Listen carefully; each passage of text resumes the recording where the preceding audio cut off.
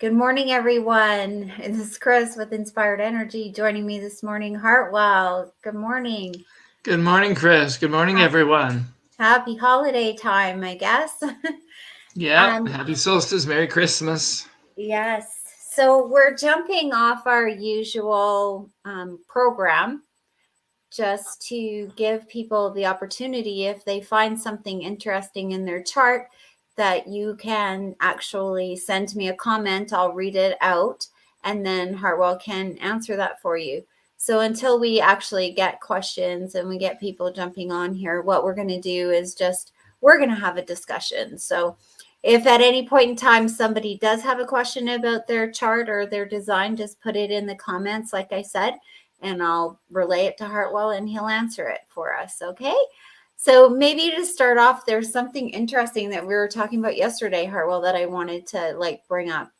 And that was, you had discovered this channel that people have if they are bird and animal, or bird, what was it? Bird and reptile and fish. Bird, reptiles, and fish. Yeah, if they have a connection with them. And then there's another one that if you're connected to mammals.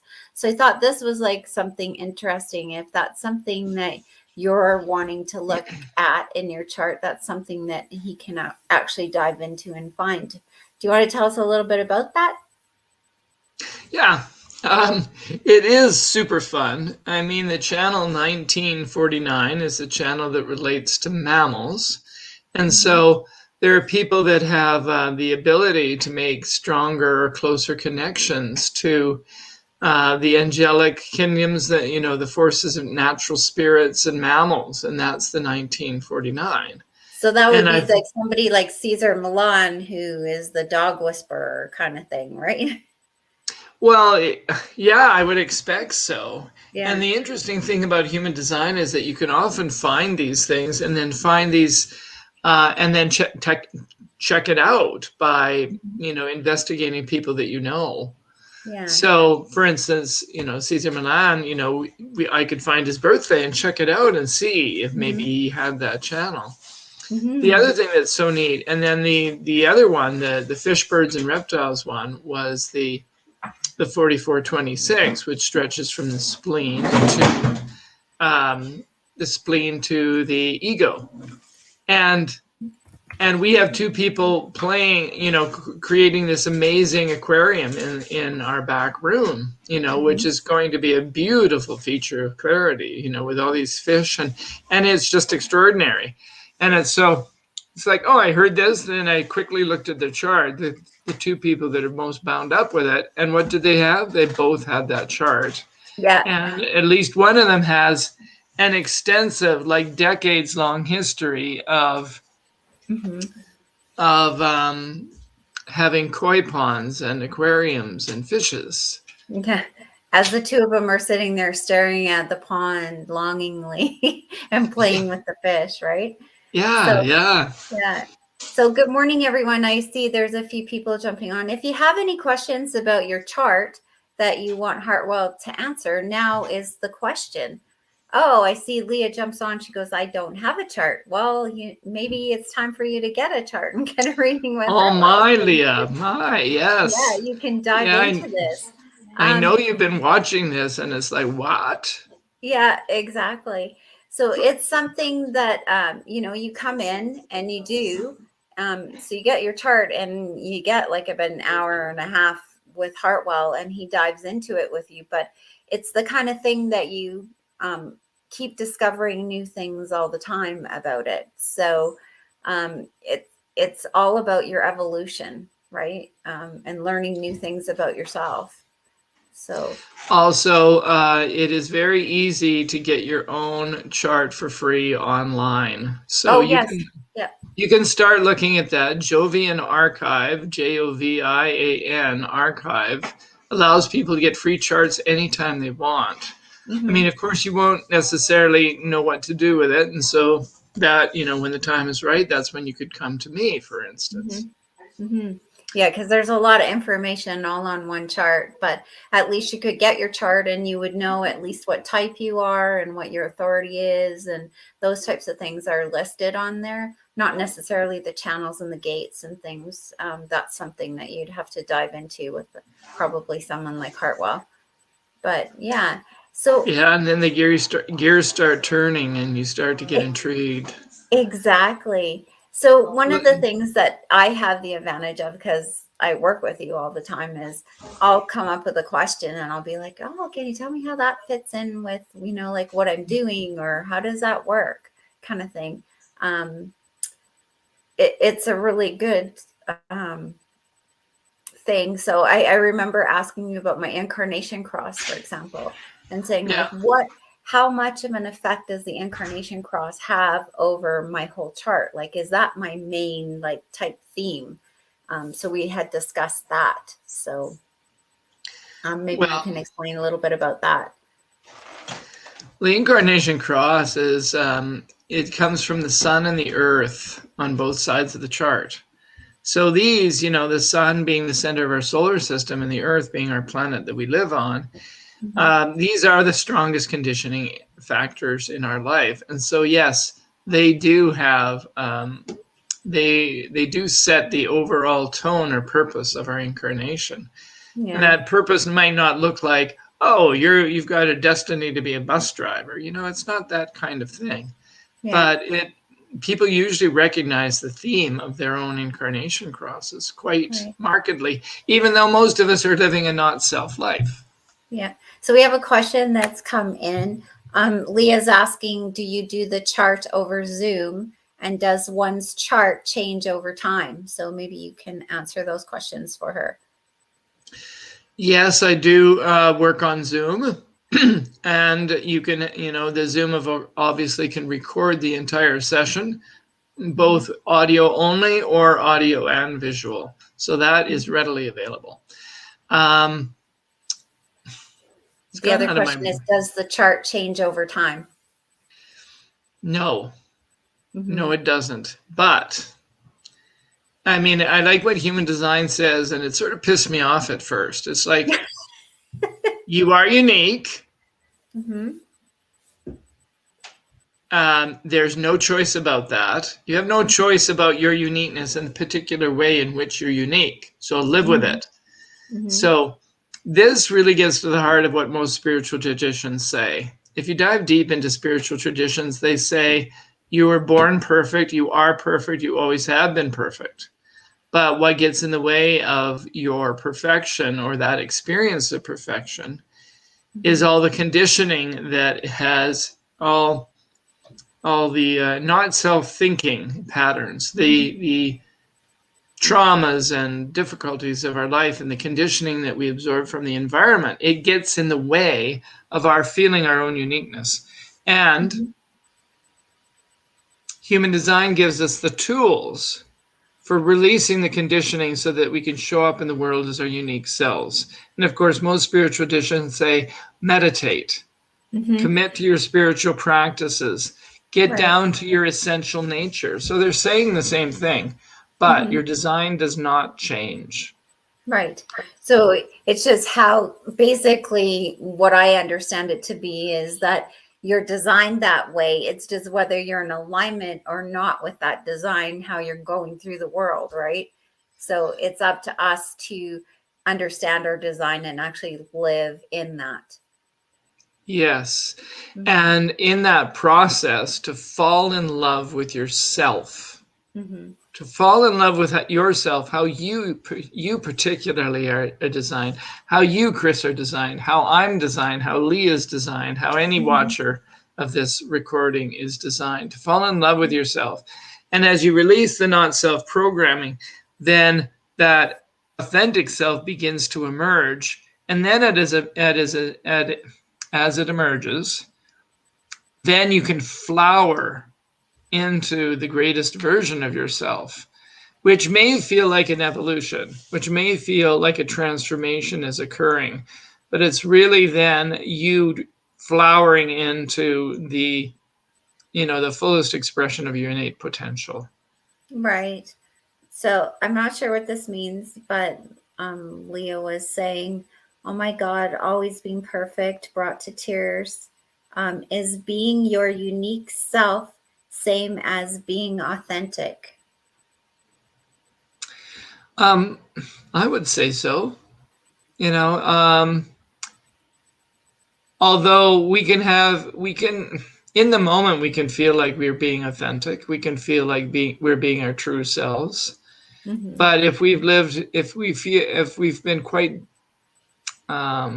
if we're quite deep in an expression of our not self, we may not even know what our authentic self, how our authentic self would show up in the world, Mm-hmm. right? That's why it's important So to know yourself, right? yes, but what happens is that, human design says just like biologically, every cell in our body is replaced in 7 years.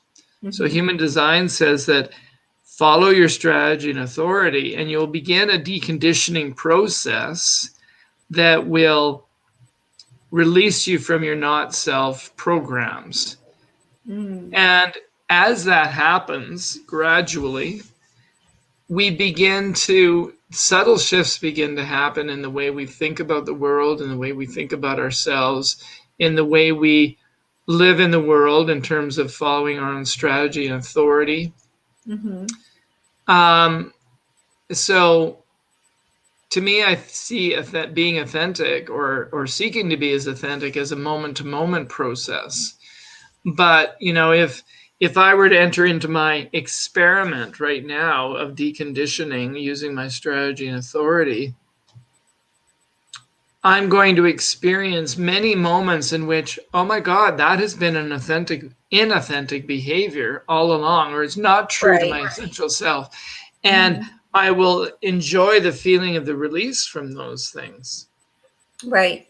Or even having an understanding that, oh, that is exactly why I am that way. Because some of us have traits that people would normally think are not that wonderful, shall we say. But if that is a true expression of your uniqueness, it's learning to use it in a productive way in society, right? Rather than having it be out of balance, kind of thing. Yes. So, And I mean,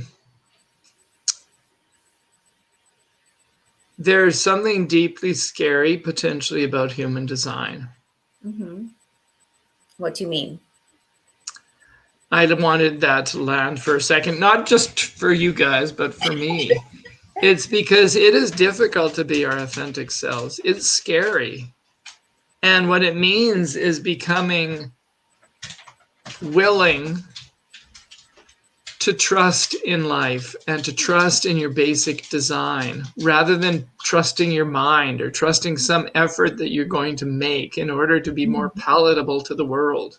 It Mm-hmm. means saying, can I radically trust the design that God has given me Mm-hmm. and surrender to being a passenger in my life, a character that's walking through a movie, and I'm going to walk through that movie in alignment with my own strategy and authority, and I'm not going to let other people or any circumstances badger me into, making decisions, say, with my mind. Right. I'm going to Yeah. learn to make the decision as myself. Mm-hmm. And that's Because radical. yeah, because when you know yourself, there's a there's a whole feeling, a sensation, like a knowing, and you just move from that space, right? Whereas when you're trying to do something, it feels like effort. It's not flow anymore, right? I think you're putting your finger on something important. Mm-hmm. What you're pointing to in terms of that experience, Kris, is not going to be experienced by everyone the same way.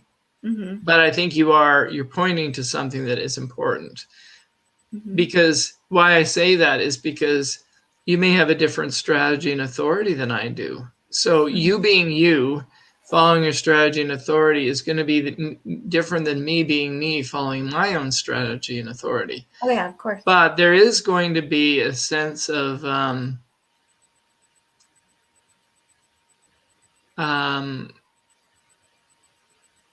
allowing a wisdom to emerge from your very beingness.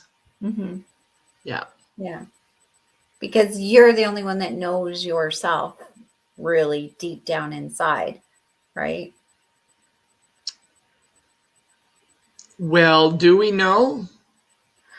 We have the Well, what I mean by that possibility. is, what I mean by that is when you're expressing yourself in the world, people can express themselves one way but feel something different inside. So they're the only ones that really know deep down inside what their true expression is, right? They're the ones living their own experiment Mm-hmm. and coming to understand, oh, when I respond, when I act, when I do things with this energy, it feels this way. When I Mm-hmm. do things in this way, it feels better. Mm-hmm. And over time, I'm going to try and do things so that I remain in that energy in myself where it feels better energy. Yeah, like it feels good, like it flows. Yeah. Yeah, so Mm-hmm. it becomes a journey. Mm-hmm. Yeah. Um, what I love is that for people who know me over time, I see astrology, I see human design as a couple of different ways of looking into the mind of God. Mm-hmm. Um, One of the arguments for the belief in God in academic philosophy circles is the design argument. Mm-hmm. That the universe has been so obviously designed that there must be somebody who designed it, Right. and therefore God must exist. Mm-hmm. And my whole life has been a search for, okay, what are the primary codes? How did God design the world to be? Mm-hmm. And human design is like, oh my God, we each have our own design. And Mm-hmm. it continues to, the more you study it, the more you see, wow, I really am designed this way. And that other person really is designed that way. And you have these little miracle moments Mm-hmm.